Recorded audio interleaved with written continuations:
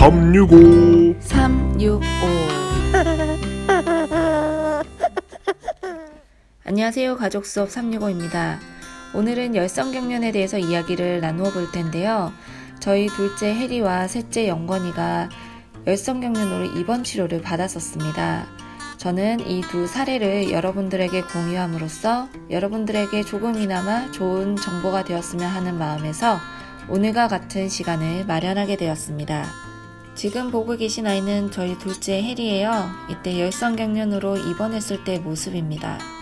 혜리의 사례를 먼저 공유하겠습니다. 2019년 4월 혜리가 11개월 되었을 무렵이었어요.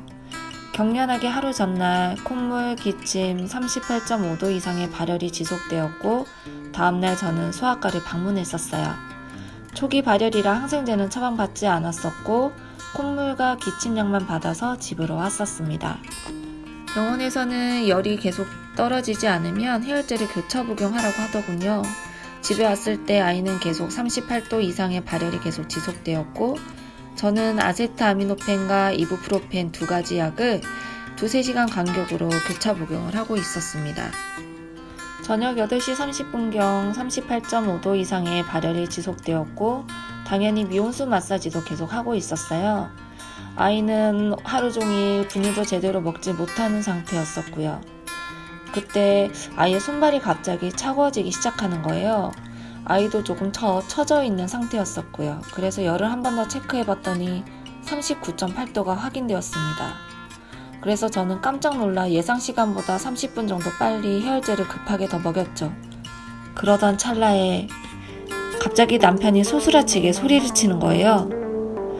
그래서 저는 순간 놀라 아이를 쳐다보니 입술은 새파래져 있었고 양쪽 눈은 사선으로 돌아가고 사지강직을 보이고 아이의 의식은 없는 상태였죠. 순간 저는 깜짝 놀라 얘가 왜 이러지? 여보 119 불러주세요!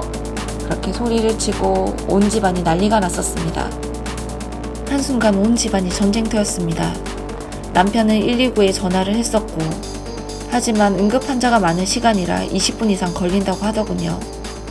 아이는 콧물이 많아 거의 코로 숨을 못 쉬는 상태였었는데 경련을 하다 보니 입술이 거의 보라색이다 못해 검게 변하고 있었고 간호사였던 저는 순간 정신을 차리고 아이를 빨리 바닥으로 내려놓았습니다.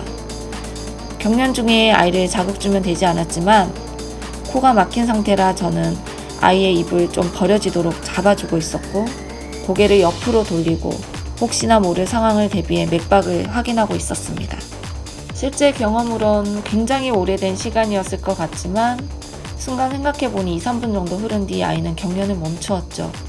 하지만 아이는 깊은 숨만 몰아쉬고 의식은 전혀 없는 상태였습니다.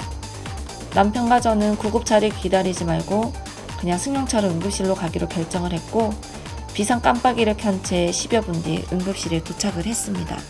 응급실 문에 들어서자마자 얼마 뒤 아이가 으앙 울기 시작하더라고요. 그제서야 저희 부부는 안심을 하고 진료를 보았습니다. 고열이 지속되던 터라 수액을 달았고 피검사, 소변검사, 흉부 엑스레이 촬영까지 하고 결과를 기다렸죠. 2시간 정도 수액을 맞고 기다리다가 결과가 다 나왔고 의사는 염증 수치, 백혈구, 그리고 소변 다 괜찮으니 그냥 집에서 해열제를 먹이고 지켜보자고 했습니다. 단 24시간 이내 다시 경련을 하는 경우에는 뇌 MRI, 뇌파 검사, 뇌촉수액 검사 등 추가적인 검사가 필요할 수도 있다고 하더군요.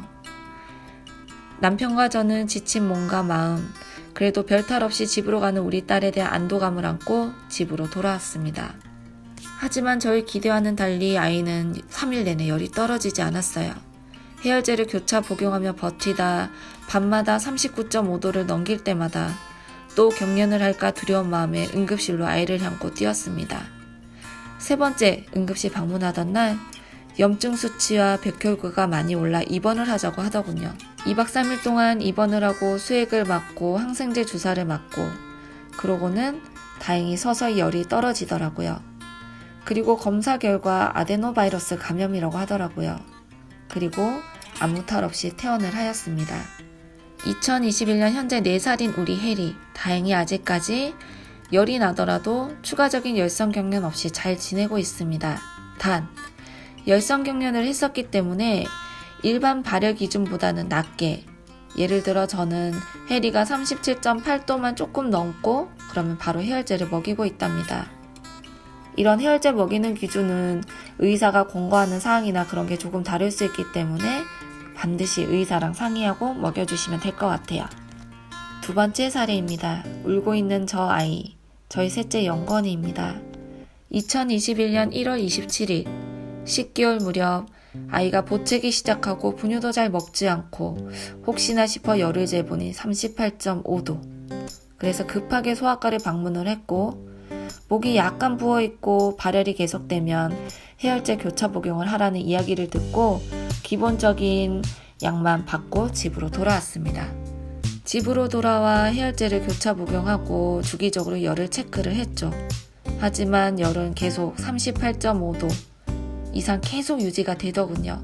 순간 둘째 해리 때와 비슷한 데자뷰가. 아이는 우유도 평소의 절반가량으로 조금씩 먹이고 있는 상황이었었고 또 혹시나 또 탈수가 될까 걱정되어 추가적으로 물도 먹이고 있었죠. 다행히 이날 남편이 일찍 퇴근을 했었고 저녁 5시 30분경 아이가 점점 처지는 것 같더라고요. 그래서 불안한 마음에 다시 열을 재보니 갑자기 열이 39.8도. 아이의 손발이 차가워지기 시작했습니다. 해리 때와 비슷했죠. 남편과 저는 혹시나 모를 상황에 대비해 첫째와 둘째를 다른 방에서 놀게 하고 급히 아이 손발을 주무르고 해열제도 다시 먹였습니다. 하지만 제가 그토록 바라지 않았던 상황이 발생되고 말았죠. 셋째 영건이도 열성경련을 하고 말았습니다. 두 눈은 우상방으로 치우쳐지고 얼굴에 미세한 떨림, 사지 강직과 함께 사지 떨림, 아이의 입에선 침이 흐르고 다행히 아이는 코 감기가 아니었기 때문에 안색은 약간 새파래지는 정도였습니다. 두 번째 경험이지만 여전히 아이의 경련하는 모습을 지켜보는 건 가슴 아프고 힘들었죠. 하지만 저번과는 다르게 침착하게 대응을 했습니다. 경련이 시작되자마자 아이를 평평한 바닥에 안전히 내려놓고 기도가 막히지 않게 고개가 옆으로 돌아가게 자세를 취해주었죠. 그리고 아이를 계속 지켜보면서 정확히 몇 분간 경련을 하는지 시간을 확인했습니다. 그리고 아이의 경련하는 모습도 관찰을 했죠. 눈이 돌아간 위치나 사지 강직, 떨림 어느 정도인지요. 여기서 하나 팁을 드리자면 혹시나 상황이 된다면 이 모습을 동영상을 촬영해 병원에 가신다면 의사에게 그 모습을 직접 보여주시면 훨씬 도움이 되실 거예요. 그리고 아이의 경련이 끝난 후 아이의 의식을 회복하기까지 얼마 정도의 시간이 걸렸는지 확인을 했습니다. 그래서 저희 영건이는 2, 3분 정도 경련을 했었고 경련이 끝나고 5분 뒤 의식을 회복하였습니다. 아이의 경련이 멈추고 의식이 회복된 후 저희 부부는 짐을 꾸렸죠. 혹시나 또 입원할지 몰라 기저귀, 분유, 젖병, 물, 여보로 물티슈까지 꼼꼼히 챙겨 응급실로 갔습니다. 코로나19로 불안한 저희는 소아응급실이 따로 떨어져 있는 병원으로 갔죠. 또다시 시작된 주사와 검사, 이번엔 독감 검사와 코로나 검사까지 진행했습니다. 역시나 이번에도 검사 결과 이상이 없다고 퇴원하라고 해서 집으로 돌아왔죠.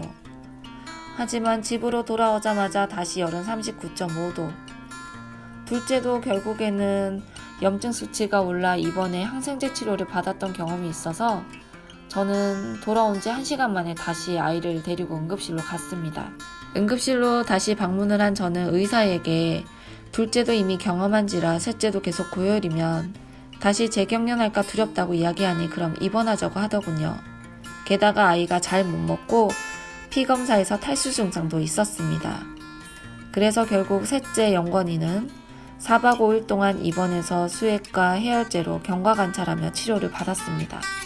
입원하고 3일 동안 아이는 38.5도에서 40도가 넘는 열이 오르락내리락 했었고 수액과 해열제도 계속 교차 복용을 했었어요. 고열이 지속되는 탓에 배에 가스는 차고 잘 먹지도 못하고 토하고 설사하고 고난의 연속이었습니다. 그나마 수액을 달고 있어서 큰 무리 없이 이 상황을 잘 견디어냈던 것 같아요. 다행히 40도가 넘는 상황에서도 아이는 열성경련을 하지 않았죠. 4일째 되는 날 등 쪽부터 시작해 온몸에 열꽃이 피기 시작하더니 조금씩 열이 떨어지기 시작하더라고요.